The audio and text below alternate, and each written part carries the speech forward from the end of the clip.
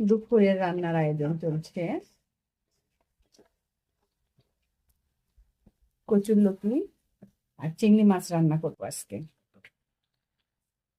একটু পানি দিয়ে দিলাম। চিংড়ি মাছ দিয়ে একটু কষিয়ে নিব। কষিয়ে নিচ্ছি। এবার লতিগুলো দিয়ে দিলাম। একটু কষিয়ে নিচ্ছি।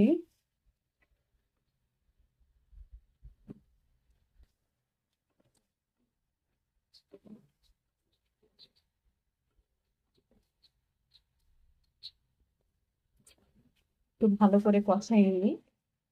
কষানো হয়ে গেলে সামান্য একটু পানি দিয়ে ঢাকা দিয়ে দেব। হয়ে গিয়েছে আমার প্রায় লতির তরকারি। তো আমি একটু লেবু চিপে দিলাম নামানোর আগ দিয়ে। একটু লেবু দিলাম এই কারণেই অনেক সময় লতিতে মুখ ধরে।